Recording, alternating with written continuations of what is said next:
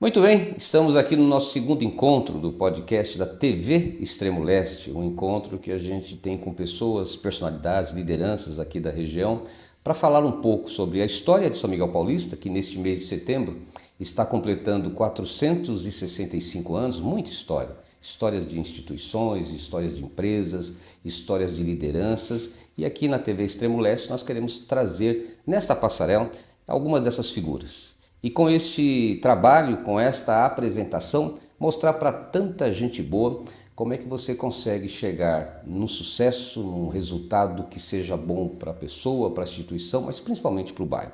Quantas pessoas moram, trabalham, estudam aqui em São Miguel Paulista? Quase 500 mil pessoas. E a gente, quando ouve falar de periferia, a gente, quando ouve falar de um extremo leste, parece que isso é vinculado a questões negativas. E não é verdade. Uma prova disso é o nosso convidado de hoje. Eu chamo de empresário, jovem empresário Bruno Matos, a quem eu agradeço a sua disposição de estar aqui. Bem-vindo, Bruno. Sérgio, eu que agradeço o convite, é uma honra poder estar aqui com você hoje, batendo esse papo. Muito obrigado por tudo que você representa na comunicação do nosso bairro. E é bondade sua, viu, Bruno? É bondade sua. O Bruno, ele é um gestor de um trabalho social. Nós vamos falar sobre um instituto chamado ICAM, que tem feito uma diferença aqui na nossa região, e vamos falar um pouco sobre isso. Mas para as pessoas que estão nos acompanhando, entenderem um pouco dessa sua trajetória, Bruno, dessa sua história, queria que você falasse do começo de tudo. A gente estava aqui batendo um papo nos bastidores antes da gente começar, e a conversa ela é informal. Por que a gente trouxe o Bruno? A gente tem aqui na periferia muitas instituições que fazem seu trabalho e têm a sua importância.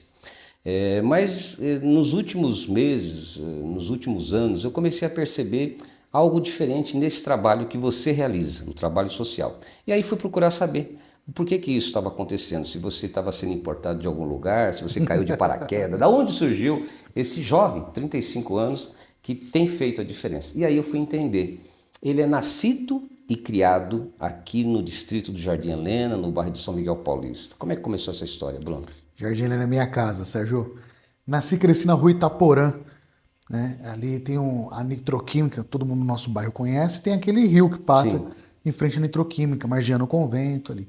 Eu nasci e cresci ali na margem daquele rio na década de 90. Então, hoje é tudo asfaltado, as casas são de alvenarias, mas naquela época não. Conheço. Eu morava numa pequena casa, cercado de casas ali de madeira, né? Uma área que dava enchente no passado. Dava enchente, muito problema com violência na década de 90, né? Então, eu lembro bem que do lado da minha casa tinha uma situação, do outro lado da casa tinha outra, e na frente de casa tinha outra, né? Então, era Você vem de uma normal. família simples. Meu pai é motorista de ônibus, trabalhava 14, 16 horas por dia, naquela época, para manter o teto e colocar comida na mesa. Minha mãe, uma guerreira, vendia bijuterias, vendia produtos de Avon, Tupperware. Hoje ela é costureira, né? Já faz algum tempo que ela se consolidou. Mas os dois sempre trabalharam muito para dar para mim e para os meus irmãos o básico ali que a gente precisava, né? E aí começa a sua história, porque você está me falando que nessa necessidade de ajudar a família e se desenvolver, você já de pequeno também já buscava algumas atividades, né? Eu sou o filho mais velho, então eu acompanhava minha mãe na fila do leite. Acompanhava ela para pegar ali uma feirinha de vez em quando tinha. E aí eu lembro bem que era um saquinho ali com 2, 3 batatas, um saquinho ali com 2, 3 cenouras, e era aquilo ali. E eu lembro como ajudava em casa, sabe? Então, é inegável a gente reconhecer o trabalho do trabalho social como um todo, né? Não só na esfera de combate à insegurança alimentar, mas em todas as esferas, né? Porque eu vivi isso quando eu era criança. Sim. Minha família dependeu muito de algumas coisas disso. Aliás, essa é a história de muitas famílias, ainda hoje, aqui na nossa região, né? Quando você olha para o distrito do Jardim Helena, São Miguel Paulista é formado por 3 distritos, Vila Jacuí, São Miguel e Jardim Helena. O Jardim Helena, onde você nasceu, é o mais carente ainda hoje, né? E esta carência, ela vem de famílias que não têm essa boa alimentação, famílias que não têm acesso à boa saúde, famílias que não têm CEP, que é o caso de muita gente lá no Jardim Romano, as famílias não têm CEP. Tanto é que alguns critérios que são usados pelo poder público, por exemplo, para formar o número de conselheiros tutelares, um exemplo, o distrito do Jardim Helena tem menos do que o outros distritos como o de São Miguel e da Vila Jacuí. Por quê? Porque lá tem menos gente. E não é verdade. Na prática, é muito mais gente. Existe uma subnotificação em tudo. E eu vou dar alguns exemplos. A UBS do Jardim Helena. Aquele território tem 5 UBS, a do Jardim Helena é uma delas. Tá. E somente essa UBS atende 130 mil pessoas. Quando a gente coloca nas regras do Só Ministério na da Saúde... UBS do Jardim Helena. Só no UBS do Jardim Helena. Quando a gente coloca nas regras do Ministério da Saúde, uma UBS é dimensionada para mais ou menos 40 mil habitantes. Poxa. Então você tem 3 vezes mais que isso sendo atendido. Qual que é a chance disso dar certo, Sérgio? É zero. Muito pouco. Então, existe uma subnotificação em todos os fatores. Por exemplo, o Jardim Helena é a região número 1 de violência contra a criança e adolescente no estado de São Paulo. Eu te pergunto, qual que é a política pública que a gente tem para tratar esse problema? Aqui nenhum. Desconheço. Então, a saúde enxuga gelo, porque é um volume muito grande de demanda. O Conselho Tutelar, pelas regras do CONANDA, é em média 100 mil habitantes. Então, eles atendem lá quase 300 mil habitantes. E no pior cenário. Sim. No pior cenário de violência. Sim. Então, como é que fica a saúde mental desses conselheiros tutelares? Como é que fica o apoio para as escolas, para a saúde, para a assistência social? Então, existe não é um esquecimento, porque todo mundo conhece. Então, eu me recuso a falar que é um esquecimento, porque todo mundo conhece esses dados. A saúde conhece, a assistência social conhece. A gente bate na porta com esses dados sempre, sabe? Então, não é um esquecimento mesmo. Mas, talvez até uma negligência de anos. Conveniente. É conveniente lembrar de 2 em 2 anos. Eu acho que é assim, Sérgio, vem assim há 20 anos Sim. e vem ficando assim. Então, claro que tem ações novas, sabe? Tem implantação de novos serviços, mas não acompanha o volume habitacional e o aumento das demandas, né? Então, agora com essa questão do Felca, por exemplo, lá no Jardim já tem um programa bom de comunicação nas escolas, apoiamos pelo ICAM caminhadas dentro das comunidades para levar a informação do Disque 100, que é o canal de denúncia para violência contra a criança. Certo. E já teve um pico de comunicações novas, porque às vezes a criança não sabe que está sendo violentada, Sérgio.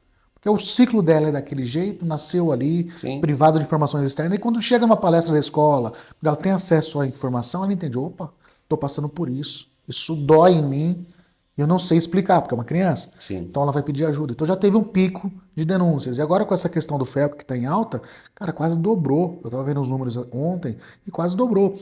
E a estrutura para atender tudo isso? Sabe? E a estrutura no geral. A polícia, a nossa civil aqui, cara, ela é preparada para lidar com casos de abuso infantil? Não. Sabe? Então a gente teve essa discussão lá atrás com violência contra a mulher, violência contra o idoso, e foi criadas delegacias especializadas. Sim. Eu acho que está na hora também da gente criar uma delegacia especializada a atender crianças vítimas de violência. Sim. Nós temos aqui no bairro do Itaim Paulista a delegacia de número 50, né? Doutora Ancila, inclusive ela vai estar aqui conosco, fiz um convite ontem e ela não disse não, então significa que parece que é um sim. Mas ela vai vir falando aqui sobre exatamente esse trabalho. Mas antes da gente entrar neste tema do trabalho social, das carências que nós temos aqui, eu queria apresentar um pouco melhor você, Bruno. Porque assim, fica já parecendo um discurso, e não é um discurso. O que você faz hoje no social é consequência daquilo que você viveu. Então nós sabemos que ele nasceu, foi criado na região, e aí você se desenvolveu. Aonde foi a chave que começou a mudar a sua história? Porque eu queria que as pessoas que vão ter acesso a esse material entendam que tem um caminho. Eu li um livro, alguns anos atrás, Transformando o Suor em Ouro, do Bernardinho, treinador de vôlei. Cara, aquele livro para mim foi incrível e despertou para mim várias coisas, porque eu nunca tinha pensado o que fez eu ser quem eu sou hoje. Sim. E eu comecei a refletir sobre isso. Porque eu vou tirar pelos amigos dos meus pais, por exemplo. O sonho deles era que o filho se tornasse cobrador de ônibus, depois motorista, e vários seguiram esse rumo. E não é demérito nenhum, não, sem problema. Mas eu segui um caminho diferente. Né? E o que foi essa chave, cara? Foi a educação. A educação transformou a minha vida. Meus pais não terminaram o ensino médio. Na verdade, meu pai não terminou nem o ensino fundamental. Nem minha mãe. Então, não é nem o médio, é o fundamental. Eu fui o primeiro da família a entrar numa universidade, sabe? Então, o que mudou? Eu conheci o Senai quando eu tinha 13 anos, Sérgio. 13 anos. E o Senai mudou a minha vida completamente. Não só minha, mas como de toda a minha família, dos meus irmãos, dos meus primos, né? Nós somos um cenário antes de conhecer o Senai e outro completamente diferente pós-Senai. Entendi. Com a educação você teve um olhar diferente. Saí da comunidade. Então fui conhecer, fui conviver com pessoas, os amigos de classe, que o pai era empresário, ou que o tio era empresário, que tinha uma visão de futuro, coisa que às vezes na comunidade a gente não tem, Sérgio. Então fui entender que a gente poderia muito mais. A gente tinha condições, só dependia da gente. Né? E a partir do momento que eu entrei no Senai, aí eu lá fui ter aulas de ciências, fui ter aula de matemática, fui ter aula das matérias técnicas, porque a educação na periferia é muito ruim. Muito, mas muito ruim mesmo. Então, você pega algumas matérias, por exemplo, como geografia. Eu não tive no Senai. Sou péssimo em geografia. Né? Então, as outras matérias que eu tive no Senai, eu vejo essa diferença. E o Senai tem a prática, né? Tem a prática, cara. Não A é só aquela convivência, questão da teoria. a responsabilidade, a postura, sabe? A forma de você se comunicar. Eu fiz Roberto Simonsen no Brás. Hoje eu não sei como é que tá, mas naquela época era rígido, era difícil passar na prova. Sim. Né? Você tem que se dedicar. Então, tinha que ter presença, não podia se atrasar. Entendi. Sabe? Tem toda uma questão ali que te molda como ser humano num momento extremamente importante da sua vida, com 14 anos. É o momento que você vai ter que decide se você vai ter responsabilidade ou não. Sim. Sabe? Então, o Senai mudou a minha vida. Então, meu primeiro emprego veio através do Senai, que foi ali na Votorantim, Níquel, pertinho de casa. Sim, que era na época, era do Grupo Votorantim. Era do Grupo Votorantim. É muito conhecida aqui na nossa região, nós temos a empresa Nitroquímica, vai completar agora perto de quase 90 anos. E a segunda empresa era Níquel Tocantins, que era um dos filhos do Antônio Hermílio, se não me engano, o Ricardo, quem gerenciava. Ele vinha de vez em quando e tomava conta. Quem não conseguia entrar na Nitro, entrava na Níquel. Era o meu caso. É o meu também. E assim, esse primeiro emprego, com 14 anos, o Senai foi a primeira mudança na minha vida. E esse emprego foi a segunda. Então lá eu conheci amigos que eu carrego até hoje. Né? Foram padrinhos na minha jornada na indústria. Bacana. Então, trabalhei 10 anos na indústria a partir disso. Então, lá eu conheci minha profissão. Depois eu viajei o Brasil trabalhando em empresas de engenharia. E eu entrei numa multinacional, que é a Braskem, que aí me deu as primeiras oportunidades de verdade ali de mudança financeira, de ter o primeiro carro, sabe? De poder viajar, conhecer os lugares. Mas você não se acomodou, porque você falou da questão do sonho dos pais, né? Antigamente os pais, o sonho deles era ter o filho com registro em carteira. Isso. E seguir uma carreira lá para os seus 30, 35 anos, pensando lá na aposentadoria. Foi isso que eu ouvia, a nossa geração ouvia. Mas você não se acomodou com isso. Quando eu falei para os meus pais que eu ia sair da Braskem, meu pai ficou uma semana sem falar comigo. Minha mãe falou que eu estava com problemas, perguntou o que estava acontecendo, sabe? Porque era uma empresa dos sonhos, né? Então tinha um ótimo convênio médico, era uma empresa reconhecida, que pagava em dia, tinha um bom salário, tinha um plano de carreira. Né? Então, essa questão de liderança, de gestão de equipe, eu aprendi na Braskem. Então, lidando com grandes gestores, sabe, com pessoas que viajaram o mundo, aquele enriquecimento cultural, o respeito, grandes equipes, grandes projetos, né? Então, acompanhamento com psicólogo, treinamentos, cara, a Braskem, empresas grandes como essa, no corporativismo, sim, te ensina muito. Sim. E ali foi uma grande escola para mim. Mas para mim não era o suficiente, eu me sentia ingrato, sabe, porque eu tinha o que eu sempre sonhava. Então eu tinha um bom carro naquela época, eu fazia faculdade, era bolsista, trabalhava muito, sabe? Trabalha em engenharia de manutenção, sabe como é que é. Mas tinha um bom salário, tinha um plano de carreira, tinha futuro.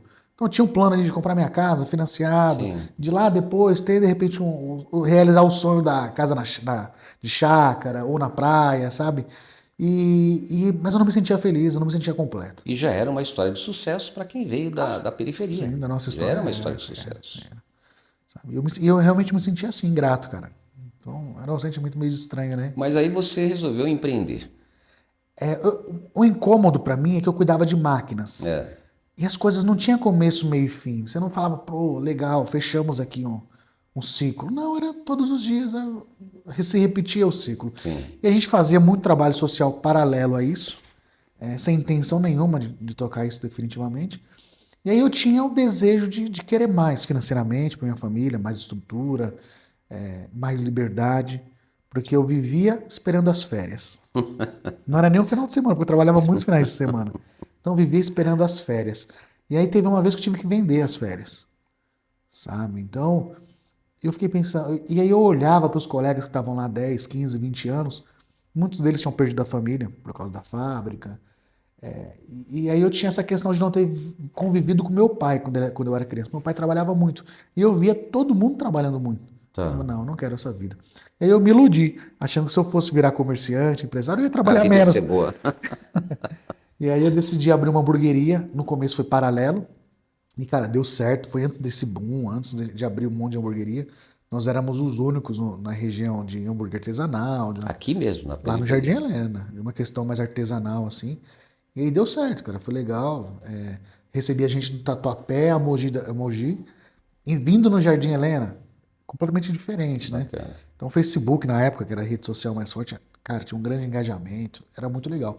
E aí começamos a fazer eventos sociais. Então, fazia festa junina, carnaval. A gente arrumava um monte de evento para fazer aí. Para fazer a coisa Para acontecer. fortalecer o comercial, né? Tá. E aí, você está conhecendo aqui um pouco do Bruno Matos, esse jovem que nascido e criado aqui na nossa região, que se desenvolveu primeiro como um profissional, buscou seu espaço no mercado de trabalho e aí veio para a questão do empreendedorismo. Mas isso tudo trouxe você também para uma posição que manteve o resgate daquilo que você viveu na sua infância, na sua adolescência. E o que eu percebi hoje foi quando eu te conheci, nós começamos o programa falando sobre isso, né? Do teu posicionamento social, da tua força em ajudar pessoas, em fazer diferença na vida de famílias. Isso tudo começou a incomodar um pouco você, porque você entrou e aí você me contou a história que você assumiu um instituto que estava falido, era uma organização não governamental de um professor, você vai contar isso para a gente um pouquinho, chamado Instituto Cultural Atitude Nobre, que é o ICAM. O ICAM que muita gente vê quando passa aqui na José Arthur da Nova, tem lá uma sede, alguns caminhões, alguns carros e principalmente no começo deste ano, agora de 2025, de novo a comunidade que tem ali no Pantanal, começando aqui na União Vila Nova, Jardim La Pena, Chácara Três Meninas, indo lá para o Jardim Romano, vira e mexe o problema da enchente, o problema do alagamento do rio Tietê, naquelas casas que estão construídas invadindo a área que era do rio. E elas sofrem, e sofrem muito, né?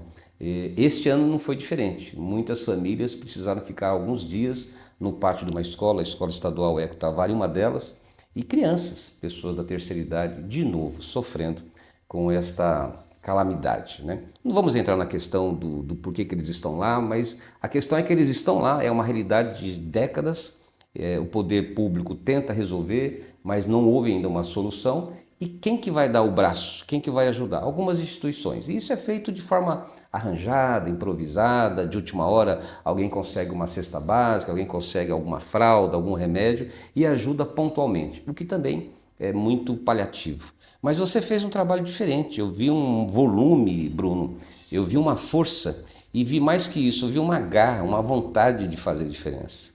E aí eu te conheci, foi onde eu prestei mais atenção no seu trabalho. Como é que você entrou nesse mundo aí? Porque eu sei que você não é candidato, você não tem essa pretensão no momento, e você se envolveu de um jeito que... Sérgio, é a nossa casa, né? Então, eu vou voltar um ano antes. Ano passado, nós tivemos as enchentes lá no Rio Grande do Sul, Sim, que paralisou o Brasil, movimentou pessoas de tudo quanto é lado. Fica do outro lado do país. Então, quando você até falou da questão de candidato, quando algumas pessoas vêm com esse assunto, e eu sempre dou esse exemplo. No Rio Grande do Sul, eles votam no Rio Grande do Sul. E mesmo assim, nós montamos aqui uma equipe, enchemos nosso caminhão de doações e fomos pessoalmente lá no Rio Grande levar. E eu fui junto.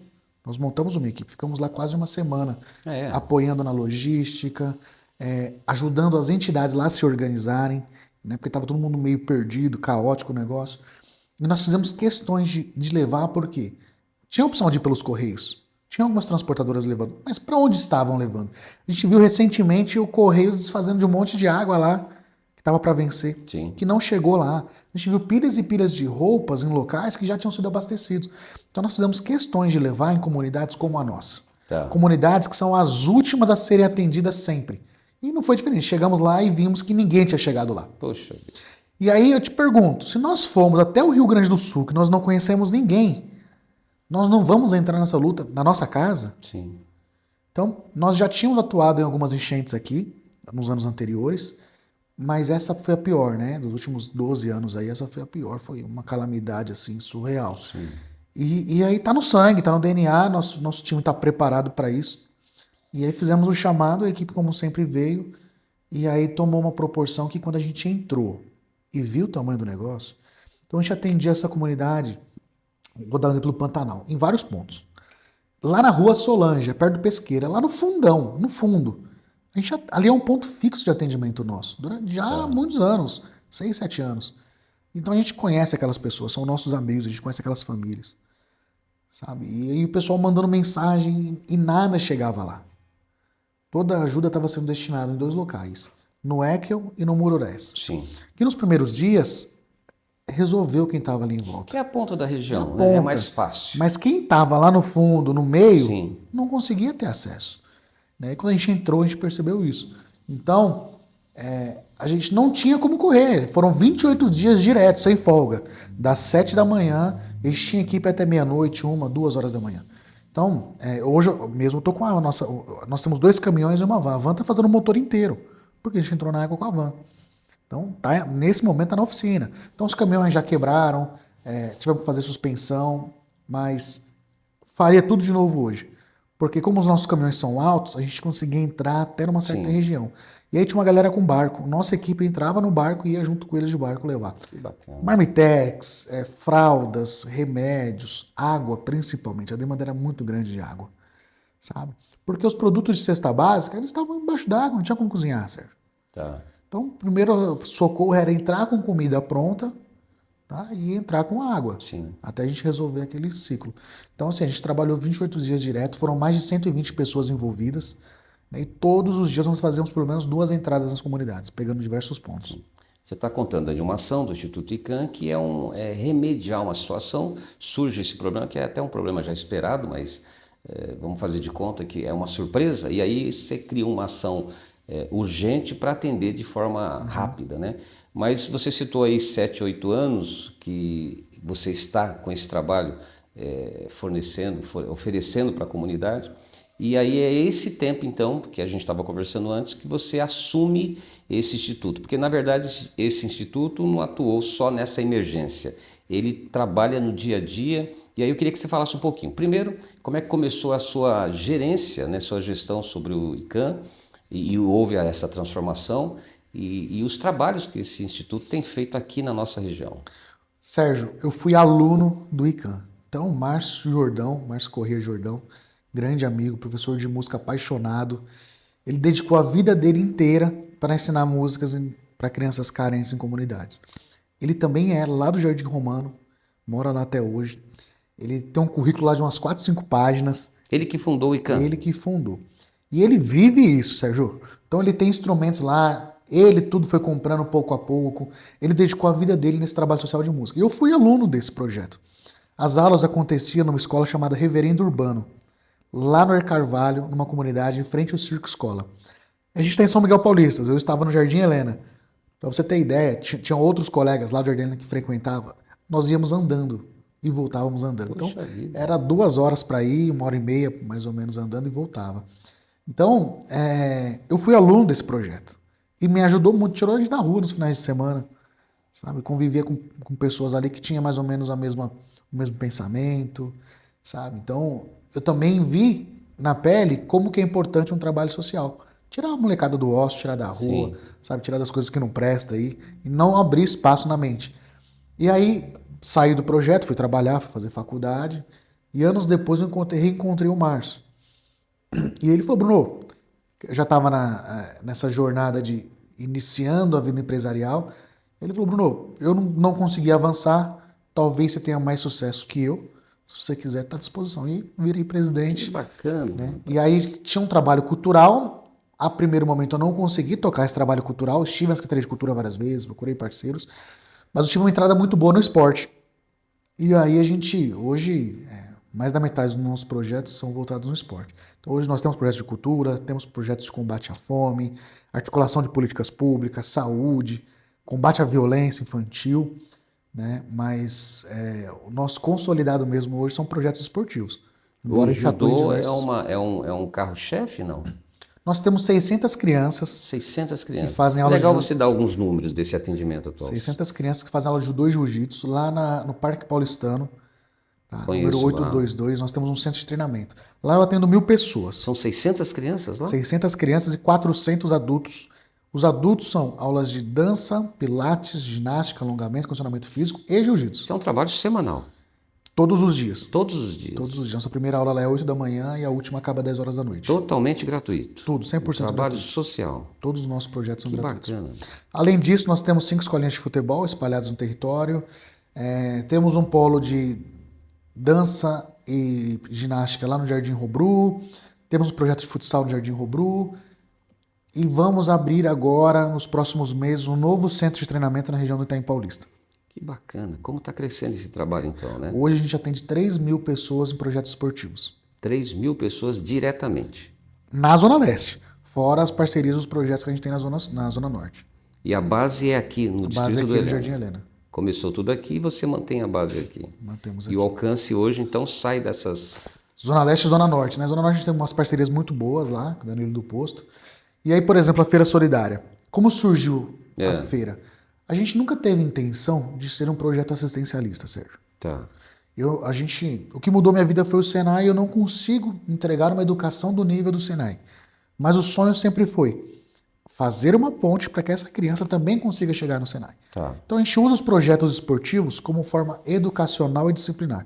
Quando a criança chega lá com uns 13, 14 anos, aí a gente tem esse diálogo, mostra a ETEC, mostra o Senai, mostra as oportunidades, né? E a gente, até o começo do ano, a gente deve iniciar também um projeto, um programa de cursinho pré-vestibulinho, que é para preparar esses jovens para essas provas do Senai e da ETEC. A gente deve começar lá em fevereiro, pós-carnaval, a gente deve iniciar esse E projeto. faz falta. Eu lembro que em Itaquera, aqui um bairro próximo, nós tínhamos um grupo de professores da USP que voluntariamente faziam isso e criou força, eu não lembro o nome desse trabalho, mas ajudou muita gente a entrar nessas universidades públicas, né? Mas aqui, falando desse teu trabalho, você busca parceiros, você tem parceiros? Sim, inclusive eu estava falando aqui da feira e me perdi, né? Como surgiu a feira? Nós temos um projeto exatamente igual de judô na Vila Maria. E aí nós tivemos um domingo que nós entregamos os kimonos, porque no projeto é gratuito e a gente entrega os kimonos para as crianças, tudo 100% gratuito. Nós tivemos uma entrega de kimono aqui no Jardim Helena. E aí uma criança de 14 anos usava um kimono número 12. Era mais ou menos essa faixa, sempre um tamanho abaixo da idade. E no domingo seguinte, nós teríamos uma entrega lá na Vila Maria. E aí nós pegamos esta referência e levamos para a Vila Maria. Faltou muito kimono, porque lá a criança de 14 anos não usava o 12, usava o 16. E nós ficamos sem entender o porquê disso. E aí tivemos que voltar, trocar kimono, refazer e tal. E aí começamos a buscar respostas, conversar com os amigos, né? E a gente entendeu que existia uma diferença não só física, mas também de desenvolvimento intelectual. Puxa. E aí é o impacto de uma saúde de uma alimentação não balanceada, uma falta de saúde básica e a falta de saneamento. Então a gente entendeu que a gente precisava fazer alguma coisa naquilo. Então começamos a articular políticas públicas, porque nas UBS do nosso território, por exemplo, uma criança de até 1 ano de idade, ela tem direito a passar no pediatra. Até 2 anos de idade, ela passa se tiver sorte, insistência. Passou de 2 anos, é muito difícil conseguir. É uma fila enorme, porque é um volume muito grande de crianças, né, para um volume baixo de oferta de atendimento médico. Então, nós começamos a articular políticas públicas quanto a isso. E na questão do desenvolvimento, a gente entendeu que não tem como a gente falar para a criança de futuro, falar de educação, de disciplina, se ela tiver com fome. Se ela tiver um baixo desenvolvimento intelectual. Verdade. E aí nós conseguimos uma parceria com a feira e ano passado nós entregamos 140 toneladas de alimentos. Então, 140 mil quilos toneladas. Que coisa, hein? de alimentos entregues no ano passado. Esse ano ainda não tem um número, mas a gente segue fazendo isso. Então, não é um trabalho qualquer, não é um trabalho superficial, mas é algo que está fazendo, como eu disse no início, né, a diferença na vida de muita gente, né, Bruno? E eu sei que você bota embaixo do braço aí o projeto e vai aqui, vai ali em órgãos públicos, em iniciativas privadas. Aliás, a empresa Nitroquímica está vindo aí como parceira, a gente torce para que dê certo isso, Porque você tem na ponta desse teu trabalho social aquela criança, vamos falar de criança, né, independente da idade, de infantil até adolescência, uma necessidade real e agora, urgente, que você já está atendendo. Esse volume de alimentos que estão sendo distribuídos, essa atividade esportiva que faz a diferença na vida de uma criança, não é só tirando ela do meio de um ambiente onde pode degradar, mas dando uma visão, a mesma visão que você teve lá atrás, né? Muitas das nossas crianças, quando a gente pega a ficha de cadastro, não tem o nome do pai nem no RG, sabe? Aí a mãe tem 3, 4 filhos, tem que trabalhar o dia inteiro para colocar comida na mesa. Nossa criança fica com quem durante o dia, Pois é. sabe? E às vezes é uma falta de referência mesmo. Então, o nosso time ele é desenhado para que eles sejam referência dessas crianças. Então, nós temos pedagogos, assistentes sociais, psicólogos, professores com formação Quantos pedagógica. colaboradores você tem hoje lá no Eu acho que 68. Eu fiz essa pergunta ontem e eu não sabia responder, porque a última vez que eu tinha visto era 62. 68. E aí entrou a Isa da comunicação, entrou uma designer também tem uma semana, entrou uma assistente social nova, entrou mais uma professora também para uma escolinha que a gente abriu tem uma semana lá na Vila Curuçá. Então, a escola tá em mudança aí. Que bacana, que crescimento, né? Consolidado já. E onde você quer chegar, Bruno? Qual que é a tua visão hoje que você tem essa estrutura? Eu acho que você é um jovem de 35 anos, fazer o que você está fazendo, sem depender de um mandato, né? Porque algumas pessoas se dispõem a fazer algo mais ou menos parecido, mas diz que precisa de um mandato. E aí o mandato vem, a coisa desvirtua e não era bem isso. Você não precisa de um mandato. Você já tem eu diria que você já tem uma realização pessoal, porque você hoje um jovem de 35 anos, com a sua família já sendo formada, você já ajudou tanta gente, você já fez a mudança na história de tanta gente que você podia dizer, puxa, a minha parte eu já fiz. Mas como é que você enxerga isso daqui para frente? Sérgio, eu acho que eu tenho muito mais do que eu mereço. Te falei isso antes de a gente começar. Deus tem sido muito bom comigo e o mérito de tudo isso não é meu, não é somente meu. A gente tem um grupo que faz isso acontecer por trás, sabe? Que não corre de nenhuma batalha. Eu não sei quem é mais doido, porque às vezes eu chego com uma ideia lá meio doida assim e o pessoal fala, vamos, bora. E vice-versa, né? Então é um grupo que se alimenta, que se respeita, sabe? A gente divide essas batalhas no dia a dia. E eu já pensei em parar várias vezes, eu vou ser sincero com você, porque a gente não tem dia, não tem horário, né? Eu chego em casa 10 horas da noite com frequência. E é uma causa que você não tem uma solução, você não tem um objetivo que se alcance e para, né? Não tem solução É um problema definitiva. social muito profundo. Então, qual que é a solução pra gente? Quando a gente vê aquele garoto de 14, 15 anos, tinha tudo pra dar errado, tá lá no nosso tatame, tá no nosso dojo, sem falar palavrão, dando um bom dia, boa tarde, boa noite, respeitando, indo pra escola, tendo boas notas, sabe? A gente não tem o interesse de formar atletas Sim. competitivos profissionais, tem a intenção de formar bons cidadãos.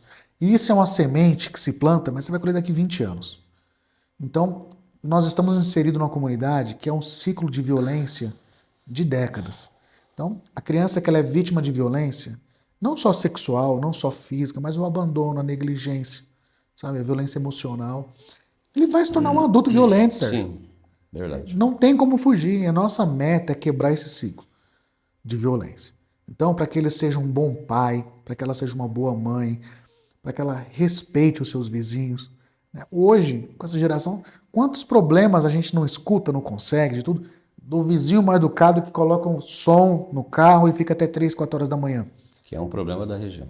Isso vira um problema comunitário. É. E é um problema de educação, Sérgio. É. Então é esse tipo de coisa que a gente quer, um transformar. Deles. É um deles. Então, o moleque que vai chegar ali no semáforo e vai meter arma na cara, levar carro, levar relógio, levar celular, fazer pix. É o mesmo moleque que lá atrás, não estou colocando a culpa na sociedade, no sistema. Sim. Foram escolhas dele. Mas talvez, se a gente tiver a mesma oportunidade, a gente consiga reduzir um pouco isso. Porque não dá para falar que o moleque que nasce no Jardim Helena tem a mesma oportunidade do moleque que nasce no Tatuapé, Moema, Itaim. E aí você pega para ver algumas políticas públicas. Lei de incentivo, por exemplo. Lei Rouanet, Aldir Blanc, Lei de incentivo ao esporte. Lei de incentivo ao esporte, cara, é um programa fantástico. Mas em São Paulo, quem são os maiores beneficiados? Você sabe? Você tem ideia? Não, mas Clube Banespa. é isso que eu ia dizer, porque são já instituições de outro São porte. instituições que estão no coração da Zona Sul, desenvolvida ali, que trabalha com público classe A mais. E que querem ter esse trabalho para ter lá no seu portfólio, olha, como nós somos São bons, milhões de nós reais, fazemos Sérgio. isso aqui para essa comunidade. Eles não estão ajudando, eles estão recebendo do governo federal. É o Nós temos contrário. inclusive algumas aqui, sem citar nomes, aqui também a gente conhece pelo menos umas duas instituições fortes que têm esse trabalho para ter um motivo social aí, mas não é a sua razão de Não é. ser. E quando você pergunta qual que é a nossa meta, que a gente quer chegar, a gente quer transformar. Tá, Transformar vidas, transformar um ambiente, transformar as instituições. perfeito. Tem muito que pode ser feito ainda. Muito bom. O que me motivou a trazer você aqui nesse bate-papo, Bruno, foi um café que nós tomamos há muitos meses atrás, na padaria Draidri. E naquele dia, que é lá perto de uma das unidades que você Quase em atende. frente. É. E aí a gente estava tomando café e eu lembro que entrou um garoto e você fez um comentário sobre ele. Era um garoto que faz parte desse teu projeto e tinha alguns outros problemas, mas graças ao seu projeto, aí você fez um comentário, citou o nome dele e eu vi a sua preocupação, porque aquele projeto estava inclusive atendendo a família dele. Você estava ajudando os pais daquele garoto com aquele seu trabalho. Eu falei, aqui é um trabalho diferenciado, né? É um trabalho diferenciado, que isso faz toda a diferença, né? Sérgio, tem várias histórias lá. Então, tanto do nosso time, que pessoa do nosso time tem um motivo que cruzou o nosso caminho e acabou entrando. Mas quando a gente fala dos alunos, tem várias histórias. Então, tem um garoto lá que ele tem dois irmãos que eu vi pequeno, vi crescer e entraram no tráfico de drogas. E ele, qual que era a possibilidade de seguir o mesmo caminho? Total. Sim. Inclusive, com 12 anos, 11 anos, ele já trabalhava como aviãozinho. E a gente tirou ele dentro da biqueira, pela orelha. Levamos ele pro dojo. Hoje ele é um dos melhores alunos nossos. Ele é o único que está autorizado a fazer todas as aulas. Ele chega lá, sai da escola às 6, chega às 6h30, vai embora às 9 horas. De segunda a sexta. Não sobrou tempo para ele ficar em esquina. Sabe? Então tem muitos projetos que a gente consegue ter isso. Que A bacana. questão das mulheres, depressão, ansiedade pós-pandemia, sabe? O senso de pertencimento a um grupo. Então, o esporte ele é uma grande ferramenta de inclusão e transformação. Perfeito. Sabe? De pertencimento. Da pessoa se sentir viva. Então, eu acho que poucas coisas têm esse poder do esporte de ensinar garra, de ensinar persistência. Ainda mais quando a gente fala de arte marcial, né? No judô e no jiu-jitsu, se o moleque cair 30 vezes, ele tem que levantar 31. Sim. Às vezes ele tá por baixo tomando um sufoco, mas ele tá ali tentando. E isso forma caráter, isso molda personalidade, Perfeito. sabe? Então, Muito bem. Este é o Bruno Matos, que tem feito um trabalho excepcional.